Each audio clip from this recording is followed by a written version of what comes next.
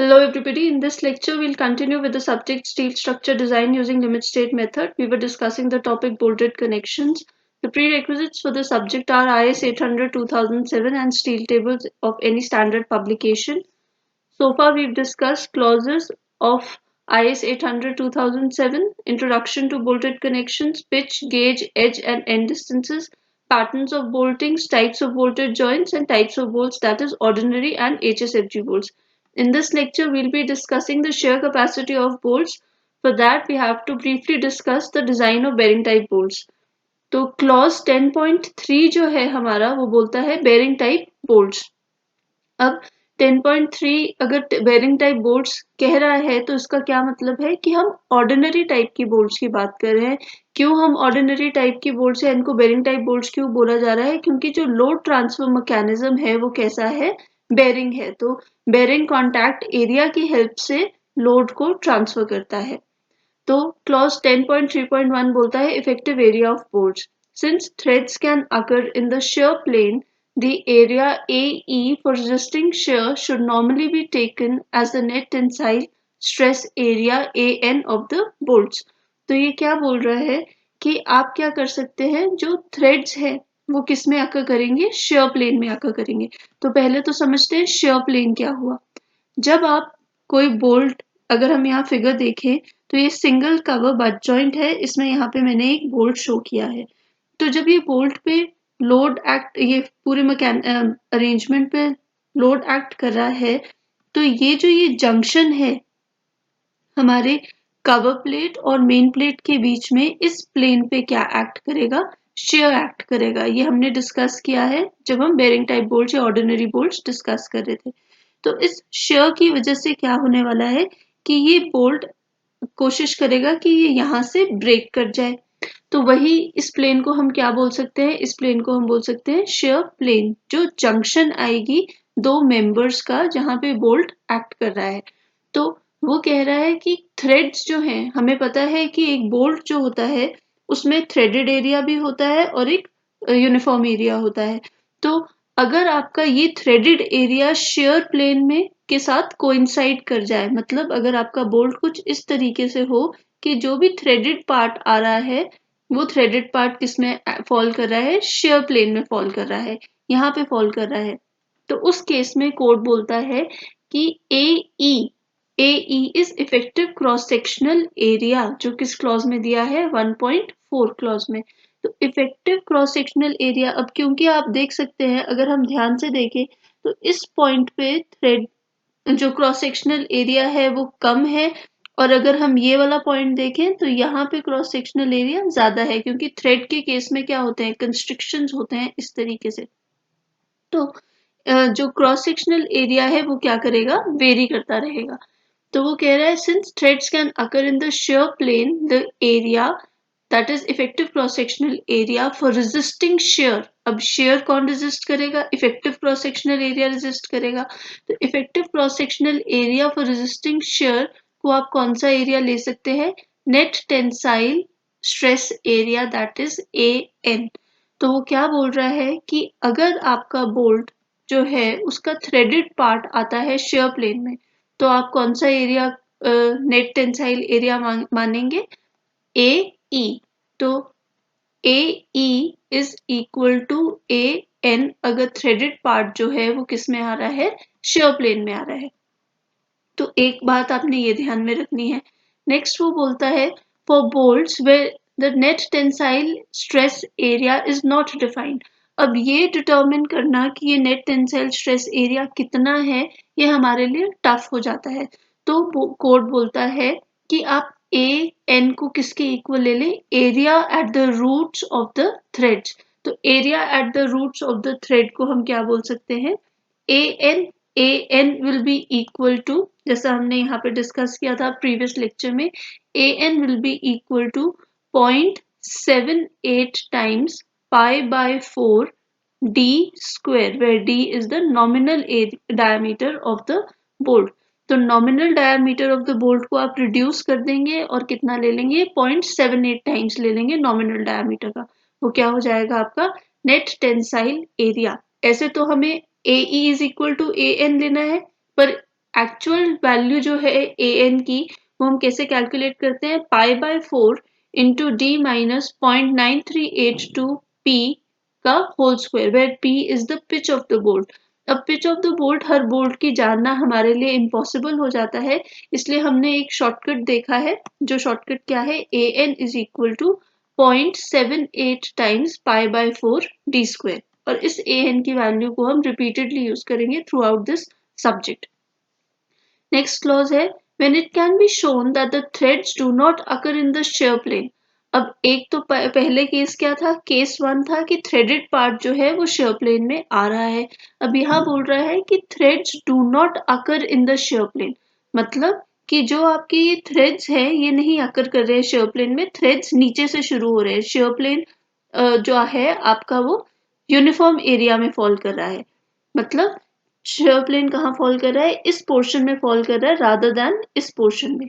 तो उस केस में जो effective cross sectional area A E है उसे आप किसके इक्वल ले लें, उसे आप शैंक एरिया के इक्वल ले लें। और शैंक एरिया कितना होता है, shank area is equal to π/4 D square. So second clause में वो बोलता है 10.3.1.2 में कि अगर threaded area is not in the threaded part is not in the shear plane, तो इफेक्टिव क्रॉस सेक्शनल एरिया को शैंक एरिया के इक्वल लिया जाए, और शैंक एरिया किसके इक्वल है, π/4 डी स्क्वायर। मतलब ये वाला जो क्रॉस सेक्शनल एरिया है अब हम उसे लेंगे। तो ये दो क्लॉजेज आई होप आपको समझ आ गए हो कि जो शेयर प्लेन है उसमें थ्रेडेड पार्ट आ रहा है तो हम ए एन को लेंगे, और अगर उसमें थ्रेडेड पार्ट नहीं फॉल कर रहा है तो हम ए एस को लेंगे। This is very important for us क्योंकि आगे हम इसको कैलकुलेशंस में यूज करेंगे। नेक्स्ट वो बोलता है क्लॉज 10.3.2 में a bolt subjected to a factored shear force VSB shall satisfy the condition VSB should be equal to VDB। अब ये VDB क्या है, VDB is the design strength of the bolt taken as the smaller value as governed by shear VDSB and bearing that is VDPB।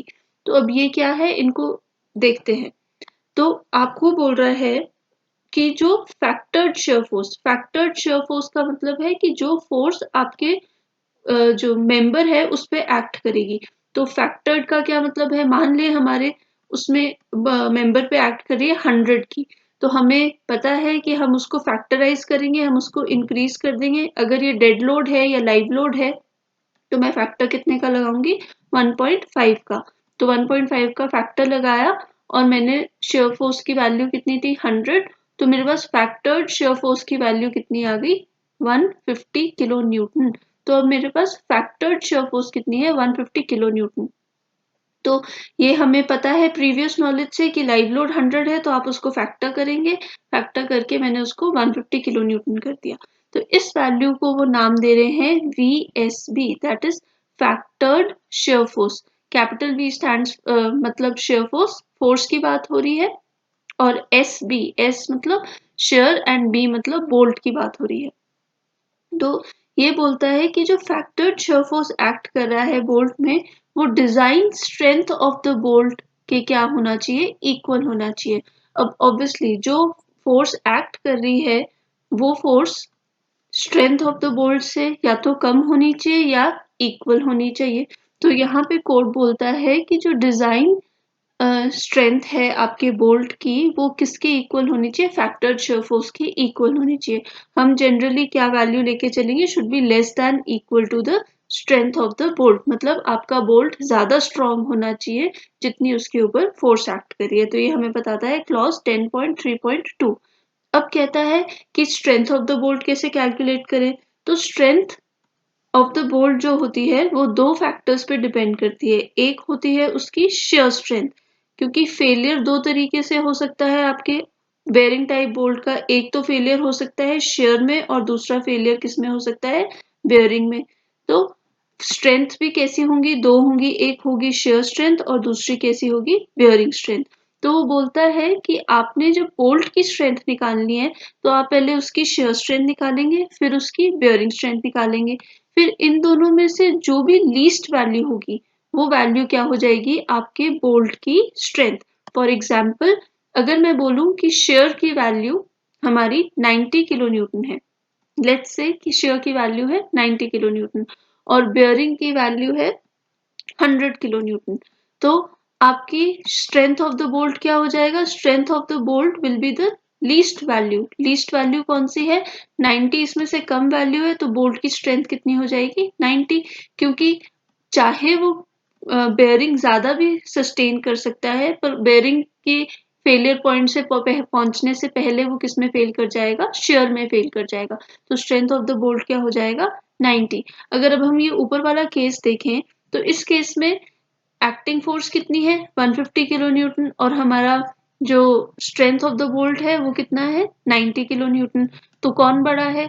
Acting shear force बड़ी है, इसलिए ये bolt design नहीं हो सकता। इसके लिए आपको बोल्ट चेंज करना पड़ेगा और आपको वेरिएशन लानी पड़ेगी उसके डिजाइन में।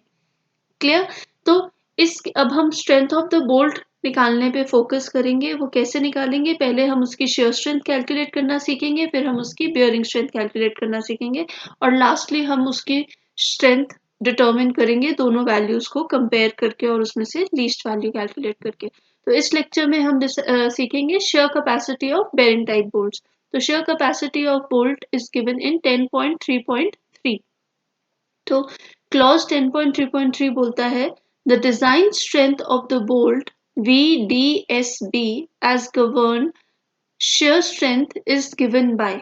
अब ये शेयर स्ट्रेंथ जो हमने पीछे लिखी, इनके कुछ नाम दिए गए हैं, इन कुछ अब्रीविएशंस है। वो अब्रीविएशंस क्या है?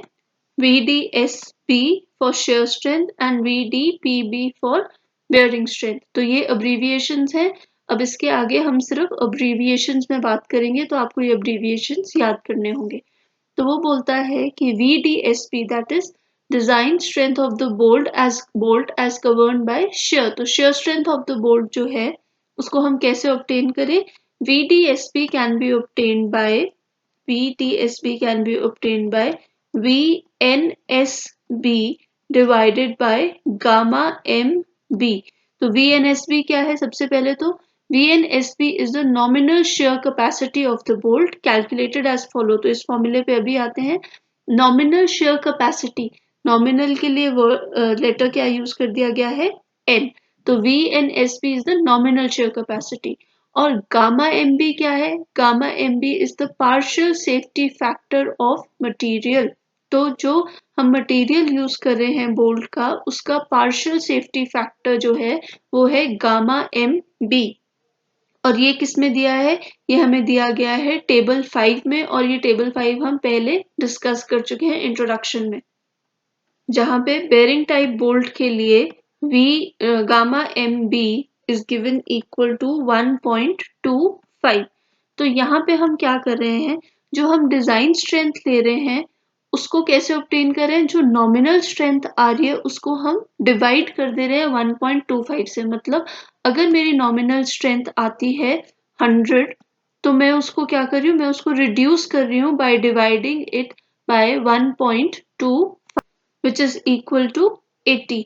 तो हमने क्या किया? नॉमिनल शेयर स्ट्रेंथ कितनी थी बोल्ट की? 100, पर हम थोड़ा सा फैक्टर ऑफ सेफ्टी ले रहे हैं, हम उसको रिड्यूस कर रहे हैं और हम क्या मान रहे हैं कि नहीं, डिजाइन शेयर स्ट्रेंथ कितनी है?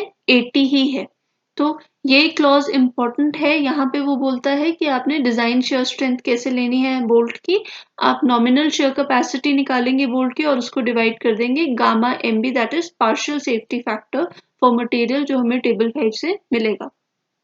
अब बात करते हैं nominal shear capacity of the bolt की। तो nominal shear capacity of the bolt में वो बहुत सारे वैल्यूज लिख रहा है। वो लिख रहा है FU divided by under the root of 3 brackets NNANB plus NSASB। तो अब ये सारी टर्म्स क्या है ये देखते हैं, फिर समझते हैं कि ये फॉर्मूला कैसे वर्क कर रहा है।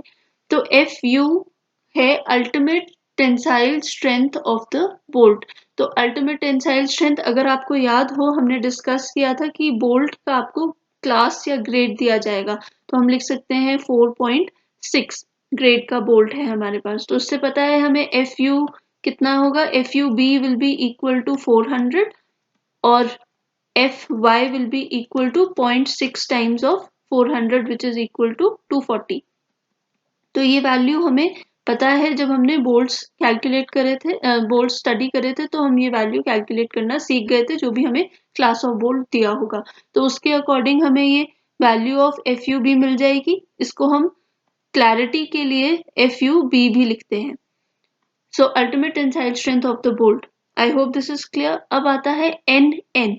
NN is the number of shear planes with threads intercepting the shear plane. ये क्या है? ये हमारे पास सिंगल कवर बट जॉइंट है और ये डबल कवर बट जॉइंट है। तो हम देखते हैं इनमें शेयर प्लेन्स कहाँ एक्ट कर रहे हैं। जो कवर प्लेट और मेन प्लेट के बीच में जंक्शन होगा, इंटरफेस होगा, उधर क्या एक्ट करेगा? शेयर एक्ट करेगा। तो ये एक शेयर प्लेन है। सिमिलरली यहाँ पे हमारे पास दो कवर प्लेट्स हैं, तो दो इंटरफेसेस बनते हैं। वो दो इंटरफेसेस क्या हुए? एक इंटरफेस हुआ ये शेयर इंटरफेस, शेयर प्लेन, और एक शेयर प्लेन हुआ ये वाला। तो अब क्या हो रहा है कि हमारे पास दो शेयर प्लेन्स हैं इस केस में, और इस केस में कितना शेयर प्लेन है? एक ही शेयर प्लेन है। अब अगर हम अज्यूम करें कि जो थ्रेड्स हैं वो थ्रेड्स यहाँ से स्टार्ट हो रहे हैं आपके बोल्ट में और ऊपर शैंक है, तो यहाँ पे कितने शेयर प्लेन्स हैं जो थ्रेडेड एरिया में आ रहे हैं? कोई भी शेयर प्लेन नहीं है जो थ्रेडेड एरिया में आ रहा है। तो मैं क्या बोल सकती हूँ? मैं बोल सकती हूँ कि NN is equal to 0, क्योंकि number of shear planes with threads intercepting the shear plane. तो यहाँ पे तो एक भी शेयर प्लेन नहीं आ रहा है इस पर्टिकुलर केस में जो थ्रेडेड एरिया में फॉल करे। तो NN कितना हो गया? 0। अगर मैं इस बोल्ट की बात करूं तो यहाँ पे मैं ये थ्रेडेड एरिया बना देती हूँ इस तरीके से। तो हम देख सकते हैं कि एक शेयर प्लेन तो आ रहा है थ्रेडेड एरिया में, एक शेयर प्लेन नहीं आ रहा है। तो मैं लिख सकती हूँ value NN is equal to 1, क्योंकि एक शेयर प्लेन किस में फॉल किया था? थ्रेडेड एरिया में फॉल किया था। वैसे ही NS देखते हैं, number of shear planes without threads intercepting the shear plane. Without threads मतलब शैंक एरिया।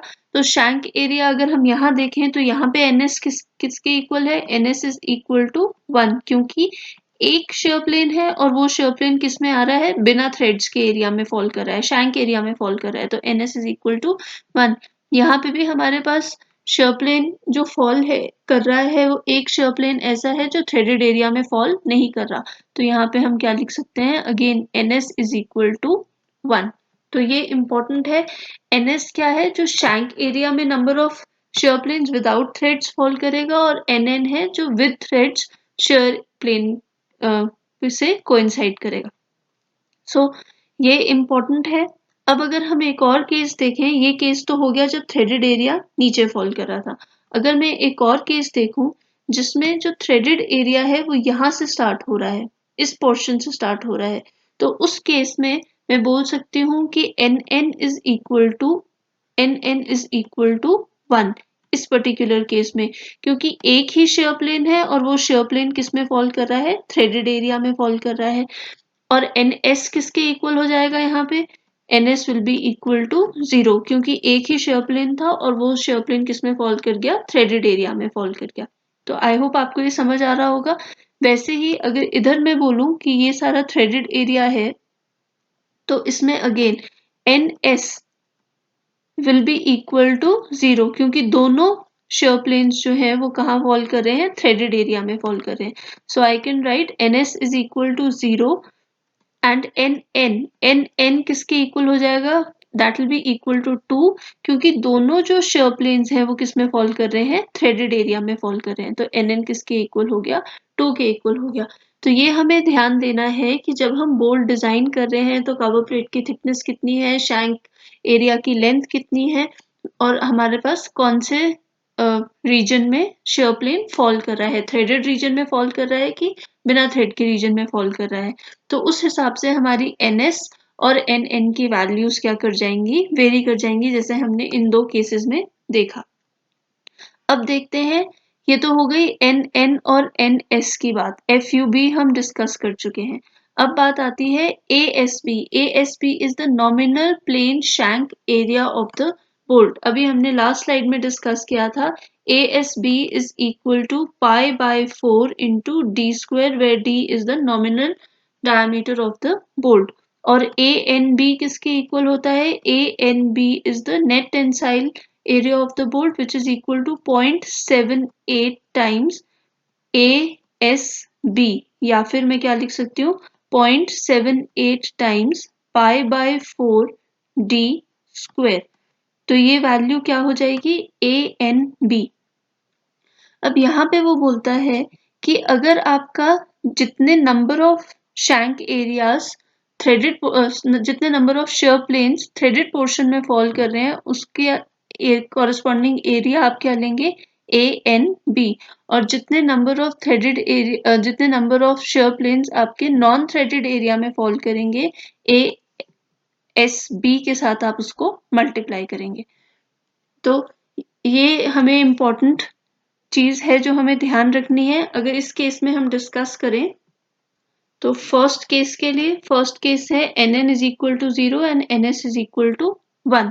तो मैं क्या लिख सकती हूँ? N N is equal to 0, तो 0 into anything will be equal to 0 and N S is equal to 1, तो मैं लिख सकती हूँ ए एस बी। तो ये तो हो गया फर्स्ट केस के लिए। सेकेंड केस के लिए वी एन एस कितना हो जाएगा?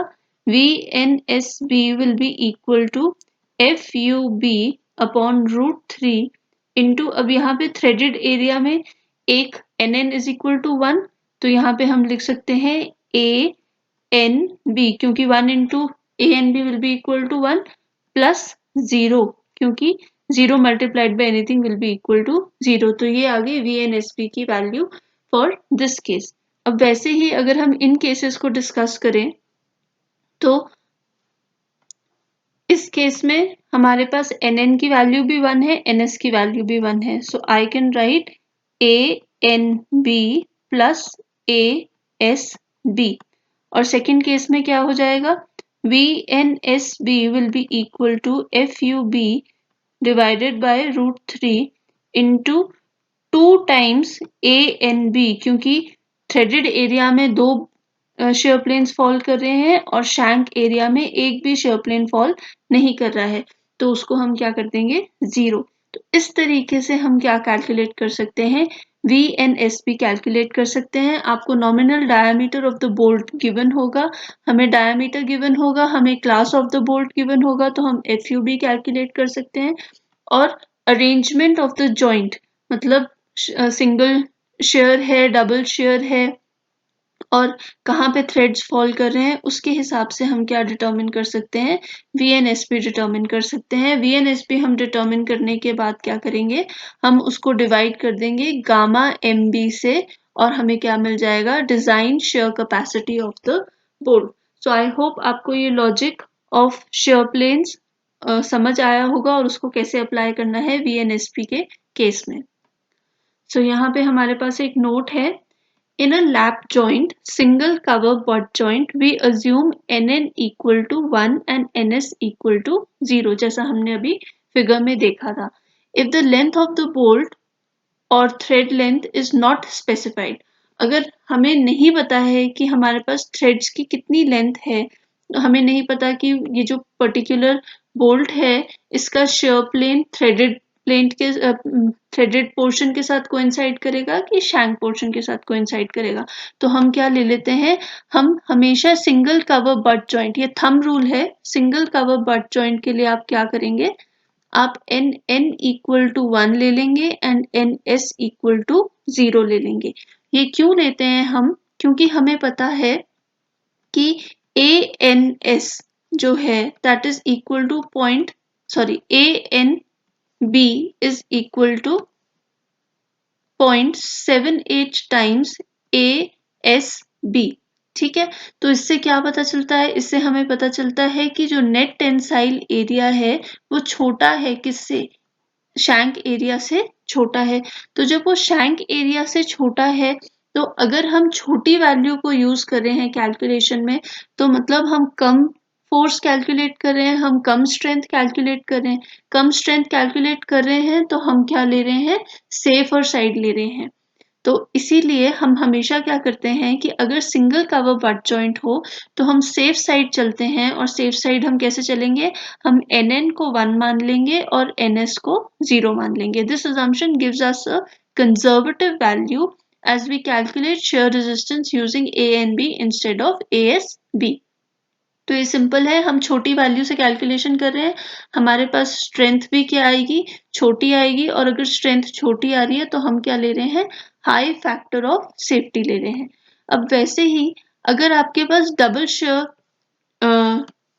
है, डबल शेयर प्लेन्स है, तो मतलब डबल कवर बट जॉइंट में अगर हम बात करें तो डबल कवर बट जॉइंट में हम क्या करते हैं, हम दो चीजें अज्यूम कर सकते हैं। या तो आप अज्यूम करो कि NN जो मतलब थ्रेडेड एरिया है उसी में दोनों शेयर प्लेन्स एक्ट कर रहे हैं और शैंक वाले एरिया में कोई नहीं एक्ट कर रहा है, या फिर आप दोनों में क्या ले लें, एक एक ले लें, तो जो भी आपको इजी लगे।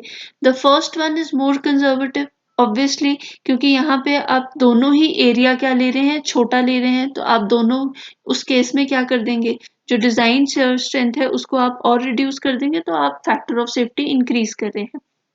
पर NS ये जो सेकंड केस है ये इकोनॉमिकल भी है और साथ में फैक्टर ऑफ सेफ्टी भी ले रहा है, क्योंकि आप एक थ्रेडेड पोर्शन में ले रहे हैं, एक आप प्लेन पोर्शन में ले रहे हैं, शैंक एरिया में ले रहे हैं। तो ये आपके पास ऑप्शन है, जस्ट आपको क्वेश्चन में मेंशन करना होगा कि आप कौन सी ऑप्शन अज्यूम कर रहे हैं। तो ये ध्यान रखिए, दोनों केसेस में हम अज्यूम कर रहे हैं अगर हमें ये थ्रेडेड लेंथ गिवन नहीं हो, जो मैक्सिमम क्वेश्चंस में हमें गिवन नहीं होती है, तो हमें NN और NS की value according to the joint type हमें अज्यूम करनी होती है। नेक्स्ट आता है आपका लॉन्ग जॉइंट। लॉन्ग जॉइंट क्या होता है, when the length of the joint LJ of a splice or end connection in a compression or tension element containing more than two bolts, that is the distance between the first and the last rows of bolts. तो LJ क्या है, distance between the first and the last row of bolt measured in the direction of load transfer exceeds 15D in the direction of load, the nominal shear capacity VDB shall be reduced by a factor of beta LJ given by this formula. So सबसे पहले देखते हैं ये क्या है, long joint क्या है। अगर आपके पास कोई ऐसा कनेक्शन है जिसमें जो फर्स्ट रो ऑफ बोल्ट्स अगर मैं इसे मान लूं और लास्ट रो ऑफ बोल्ट्स जो है in the direction of load, तो लोडिंग कौन से डायरेक्शन में हो रही है, इस डायरेक्शन में हो रही है। तो पहले तो जो फर्स्ट रो है और जो लास्ट रो है बोल्ट्स का, उनके बीच के डिस्टेंस को हम क्या बोलेंगे, length of the joint LJ। ठीक है, तो पहले तो ये समझना इंपॉर्टेंट है लेंथ ऑफ द जॉइंट क्या है। फिर वो बोलता है कि अगर LJ की जो वैल्यू है it is greater than 15 times D, 15 times D क्या है, nominal diameter of the fastener, bolt या रिवेट। तो अगर ये लेंथ ऑफ द जॉइंट जो है it is greater than 15 times D, तो आपको क्या करना पड़ेगा, जो हम डिजाइन स्ट्रेंथ कैलकुलेट कर रहे हैं उस डिजाइन स्ट्रेंथ को रिड्यूस करना पड़ेगा, क्योंकि जितना लंबा जॉइंट उतना जो एफिशिएंसी है लोड ट्रांसफर की वो क्या हो जाती है, रिड्यूस हो जाती है। इसलिए हम डिजाइन स्ट्रेंथ को क्या कर देंगे, रिड्यूस कर देंगे।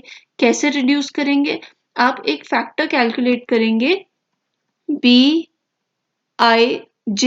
तो B1J जब आप कैलकुलेट कर रहे हैं तो B1J कैसे कैलकुलेट करेंगे, 1.075 minus LJ divided by 200D. So I can write 1.075 minus LJ divided by 200D, जिसको हम कैसे लिख सकते हैं, इसको और भी एक तरीका है लिखने का, that is 1.075 minus 0.005 LJ upon D। तो मैंने 200 को न्यूमरेटर में लेगी, तो ये वैल्यू है हमें कैलकुलेट करने की। ये जो ये फैक्टर है ये रिडक्शन फैक्टर है, पर आपको क्या देखना है कि ये जो रिडक्शन फैक्टर है ये 0.75 से मतलब 0.75 इससे छोटा होना चाहिए और 1 से ये छोटा होना चाहिए। तो मतलब किस रेंज के बीच में फॉल करेगा, 0.75 और 1 के बीच में ये फॉल करना चाहिए। अगर ये इस रेंज के बीच में फॉल नहीं कर रहा है मतलब आपको जॉइंट को चेंज करना पड़ेगा। मिनिमम वैल्यू इसकी 0.75 हो सकती है और मैक्सिमम वैल्यू इसकी कितनी हो सकती है, इक्वल टू 1। तो अब आपने क्या करना है, आपने जो VNSB हमने कैलकुलेट किया है उसको आपने मल्टीप्लाई कर देना है B1J से। तो मल्टीप्लाई, क्योंकि ये वैल्यू 1 से छोटी है तो मतलब आप क्या कर रहे हैं, इस वैल्यू को रिड्यूस कर रहे हैं। जो डिजाइन स्ट्रेंथ है उसको आप क्या कर रहे हैं, रिड्यूस कर रहे हैं by multiplying it with a value lesser than 1. So the provision does not apply when the distribution of shear over the length of the joint is uniform as in the connection of the web of a section to the flanges. अगर आप किसी section के web को flanges से join कर रहे हैं तो जो length of the joint है उसके throughout जो ट्रांसफर हो रहा है लोड हर पोर्ट में वो इक्वल होता है, तो लेंथ ऑफ द जॉइंट उसमें ज्यादा डिफरेंस नहीं क्रिएट करता। उस केस में आपको BIJ यूज करने की जरूरत नहीं है। नेक्स्ट आता है आपके पास large grip length. Large grip length का क्या मतलब है कि ये लेंथ बन रही है, आप जो दो प्लेट्स के बीच में ओवरलैप आ रहा है किसी भी पॉइंट पे, तो उस टोटल थिकनेस, हमने ग्रिप लेंथ पहले भी कैलकुलेट करी है, ग्रिप लेंथ को बोला जाता है LG। It is equal to the total thickness of the connected plates. तो LG will be equal to T1 plus T2। तो वो बोलता है कि अगर LG एक्सीड करता है 5 times the diameter D of the bolts, then the design shear capacity shall be reduced by a factor beta LJ given by this। तो हम क्या कर रहे हैं, हमने बोला कि अगर LJ is greater than 5D, मतलब आपने क्या कर दिया, अगर D आप 20 mm ले रहे हैं तो अगर आपका LG की जो वैल्यू है that is greater than 100 mm, 5 into 20 means 100 mm, तो अगर ये थिकनेस ग्रेटर देन 100 mm हो जाती है तो आपको फिर से अपनी जो डिजाइन स्ट्रेंथ है उसकी वैल्यू क्या करनी पड़ेगी, रिड्यूस करनी पड़ेगी। आप कैसे रिड्यूस करेंगे, VNSB जो है आप उसको मल्टीप्लाई करेंगे, VDSB को रिड्यूस करने के लिए आप मल्टीप्लाई करेंगे उसको बीटा LJ से। बीटा LJ अगेन एक वैल्यू है which is lesser than 1। So beta LJ कैसे कैलकुलेट करेंगे, 8D divided by 3D plus LG। तो अगर आप इसको सिंप्लीफाई करें तो आप इसको कैसे लिख सकते हैं, 8 divided by 3 plus LG divided by D। So simple है कि आप क्या करें, 8D divided by 3D plus LG। तो इससे आपके पास बीटा LJ की वैल्यू आएगी। अब यहाँ पे वो क्या बोलता है कि जो ये बीटा LJ है, LG है, वो किससे बड़ा नहीं होना चाहिए, that should not be more than beta LJ। तो जो लार्ज जॉइंट वाला जो फैक्टर हम यूज कर रहे हैं उससे ये वैल्यू क्या होनी चाहिए, छोटी होनी चाहिए, तो उससे बड़ी नहीं होनी चाहिए। The grip length LG shall in no case be greater than 8D। तो कहाँ पे हमें रिस्ट्रिक्ट कर देता है, अगर आपकी grip length greater than 8D हो रही है तो वो बोलता है कि आप ये जॉइंट नहीं बना सकते, आपको रीडिजाइन करना होगा। तो LG can in no case be greater than 8D। तो 8D, this is in no case it can be greater than 8D। Clear, तो ये आपने ध्यान रखना है लार्ज ग्रिप लेंस के केस में। नेक्स्ट आता है पैकिंग प्लेट्स। तो पैकिंग प्लेट्स क्या होती हैं, the design shear capacity of bolts carrying shear through a packing plate in excess of 6 mm shall be decreased by a factor beta pk given by beta pk is equal to 1 minus 0.0125 tpk। tpk is the thickness of the thicker packing plate। तो अगर आप column पे ध्यान दें फिर से जो हमने डिस्कस करे थे कॉलम सेक्शंस, तो हमने ड्राइंग के केस में डिस्कस किया था कि जब दो कॉलम्स इक्वल अनइक्वल कॉलम्स होते हैं तो हम क्या फिट करते हैं, फिलर प्लेट्स और पैकिंग प्लेट्स। तो उस केस में वो बोल रहा है कि जब आप फिलर प्लेट्स या पैकिंग प्लेट्स यूज करते हैं और आप बोल्टिंग करेंगे तो उस केस में आपको पैकिंग प्लेट्स की वजह से क्या लगाना होगा, एक रिडक्शन फैक्टर लगाना होगा। तो design capacity of bolts carrying shear through a packing plate in excess of 6 mm, अगर इसकी थिकनेस जो है वो 6 mm से ज्यादा है तो उस केस में आपको फैक्टर लगाना होगा BPK which is equal to, sorry beta PK which is equal to beta PK 1 is equal to 1 minus 0.0125 TPK. TPK is the thickness of the thicker packing plate. जो भी पैकिंग प्लेट लगा रहे हैं जिसकी thickness ज्यादा है वो वाली पैकिंग प्लेट की थिकनेस आप लेंगे और आप क्या कैलकुलेट करेंगे, बीटा पी के। तो हमारे पास अगर हम देखें तो एक लार्ज ग्रिप की वजह से रिडक्शन हो रही है। अगर ग्रिप हम देखें, नेक्स्ट हम पैकिंग प्लेट्स की वजह से रिडक्शन कर रहे हैं और नेक्स्ट हम लार्ज जॉइंट की वजह से, जॉइंट लेंथ की वजह से रिडक्शन कर रहे हैं अपने डिजाइन स्ट्रेंथ में। तो हमारा अल्टीमेट फॉर्मूला क्या बन जाता है, VNSB is equal to FUB under the root of root 3 NNANB plus NSASB into BLJ BLG BPK या sorry beta LJ beta LG beta PK. So ultimately this formula gets modified. इस तरीके से modify हो जाएगा कि आपको यहाँ पे रिडक्शन फैक्टर्स लगाने पड़ेंगे, beta L G, beta L J and beta P के, तभी हमारे पास अल्टीमेट VNSB कैलकुलेट होगा और उससे हम क्या कैलकुलेट करेंगे, design strength of the bolt, design shear strength of the bolt. So in this lecture we discussed how to calculate the shear capacity of a bearing type bolt. I hope this lecture was useful to you.